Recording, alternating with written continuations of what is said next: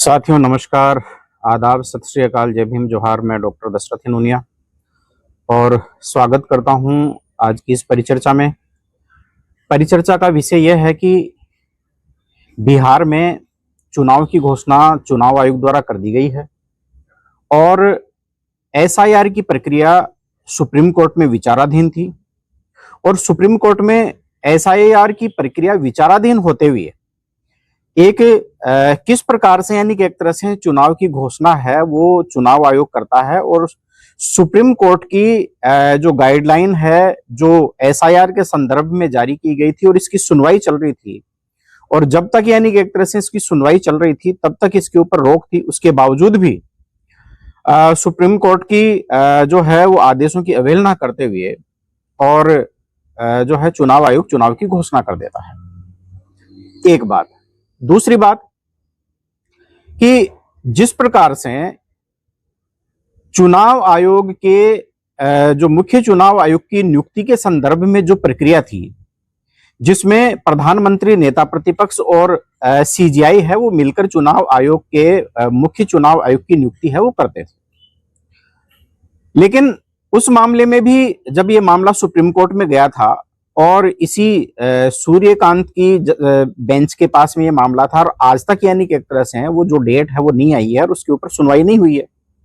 यानी लगभग ज्ञानेश कुमार गुप्ता का जो कार्यकाल है वो लगभग पूरा हो जाएगा और उसके बाद में क्या यानी कि एक तरह से जो सुप्रीम कोर्ट सुनवाई करेगा।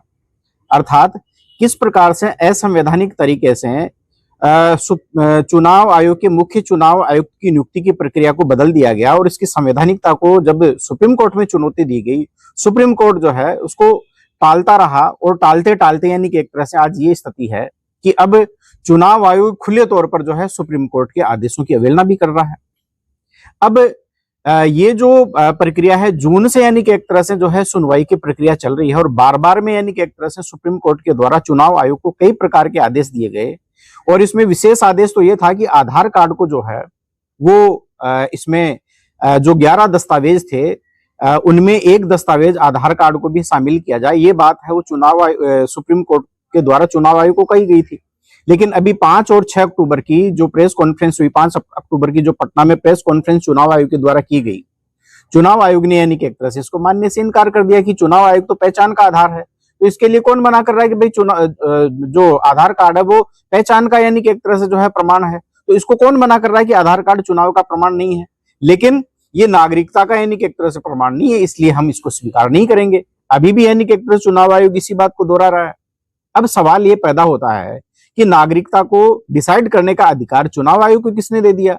चुनाव आयोग का काम यह है कि प्रत्येक वो मतदाता, वो भारतीय मतदाता जिसकी आयु 18 वर्ष हो चुकी हो, जो वयस्क हो चुका हो और जिसको यानी कि एक तरह से विधि के आधार पर किसी आधार पर उसको जो है चुनाव प्रक्रिया में भाग लेने से रोका नहीं गया हो, वो व्यक्ति जो है वो मतदाता है और वो यानी कि एक तरह से जो है भारतीय लोकतंत्र में चुनाव प्रक्रिया का भागी हो सकता है, वो मतदाता भी हो सकता है, वो प्रत्याशी भी हो सकता है। तो ये जो काम है वो चुनाव आयोग का है, लेकिन चुनाव आयोग जो है अपनी जो मूल उसकी जो कार्यशैली है उससे हटकर और वो अलग प्रकार से कार्य कर रहा है। तो ये जो अधिकार और इस प्रकार का जो दुस्साहस कहां से मिल रहा है चुनाव आयोग के मुख्य चुनाव आयुक्त ज्ञानेश कुमार गुप्ता को और उससे पहले राजीव कुमार अग्रवाल को?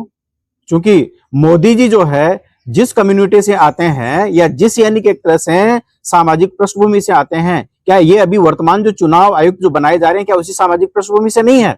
अमित शाह की जो सामाजिक पृष्ठभूमि और जो इसकी जो मोदी की जो पृष्ठभूमि है दोनों की एक नहीं है, गृह मंत्री और प्रधानमंत्री दोनों की। तो सवाल ये पैदा होता है कि इस देश में जो एक तरह से पूरी की पूरी जो चुनाव प्रक्रिया और जो एक संवैधानिक संस्था है किस प्रकार से उसको पंगु बनाया जा रहा है, ये सोचने विषय है साथियों। अब जो कल सुप्रीम कोर्ट में जो सुनवाई हुई और उसमें क्या क्या यानी कि एक तरह से मुख्य बातें आई है। हालांकि बात तो यह है कि सुप्रीम कोर्ट जो है चुनाव आयोग से सवाल कर रहा है। एक बात और मैं आपसे शेयर करना चाह रहा हूं कि जब चुनाव आयोग के द्वारा चुनाव अधिसूचना जारी कर दी जाती है चुनाव कराने के संदर्भ में, चाहे वो राज्य की हो या यानी कि एक तरह से संपूर्ण आम चुनाव हो, तो फिर उसमें सुप्रीम कोर्ट दखल नहीं दे सकता।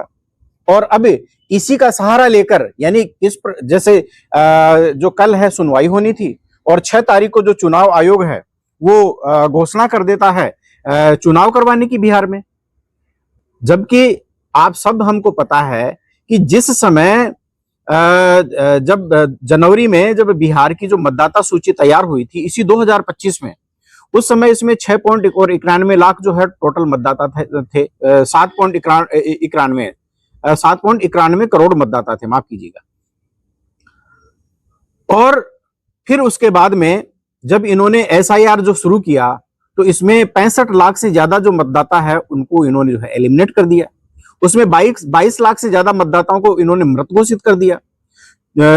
सुप्रीम कोर्ट के द्वारा हस्तक्षेप किया गया।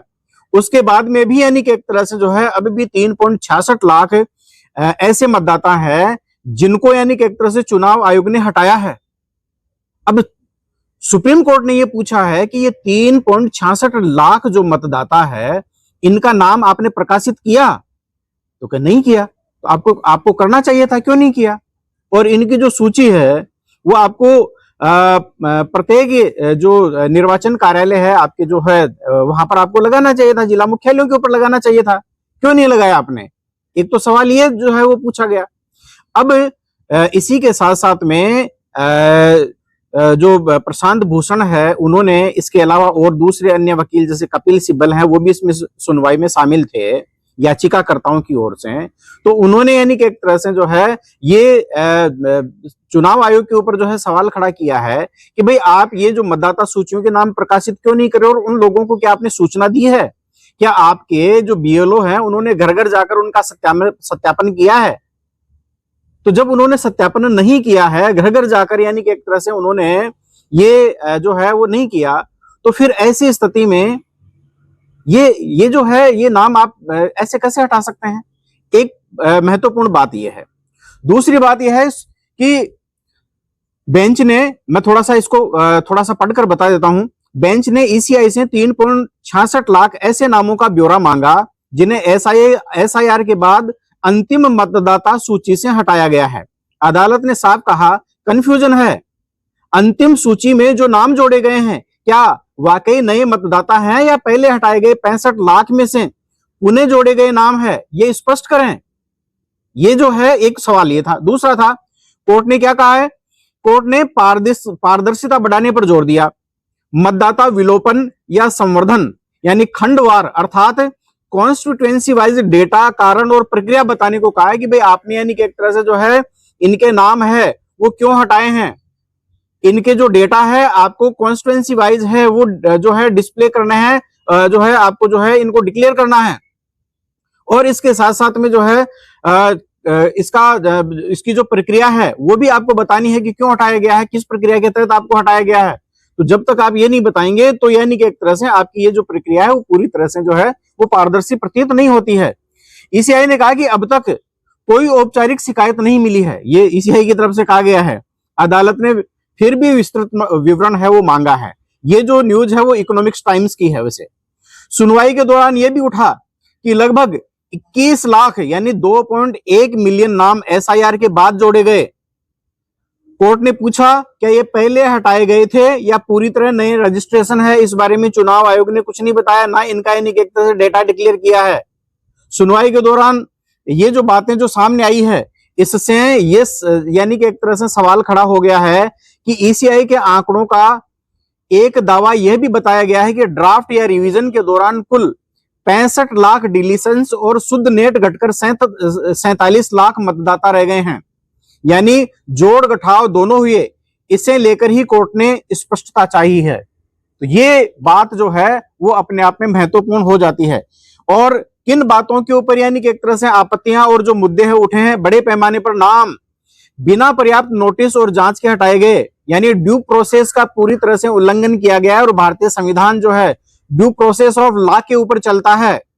ईसीआई की ओर से कोई शिकायत नहीं, यह दावा किया गया, लेकिन जमीनी यानी कि एक तरह से जो शंका है, जो हकीकत है, यानी डेटा सार्वजनिक रूप से स्पष्ट और समझने योग्य नहीं है, इसलिए कोर्ट ने पारदर्शिता सुनिश्चित करने को चुनाव आयोग को कहा है। अब ईसीआई को सुप्रीम कोर्ट ने क्या कहा है? 3.66 लाख हटाए गए नामों का विस्तृत डेटा, कारण, समय और प्रक्रिया दें। जोड़े गए 21 लाख नामों की प्रकृति स्पष्ट करें। ये मतदाता नए हैं या पुनः शामिल किए गए हैं या हटाए गए नाम है, ये इस बारे में यानी कि एक तरह से जो है चुनाव आयोग इनको डिक्लेयर करे।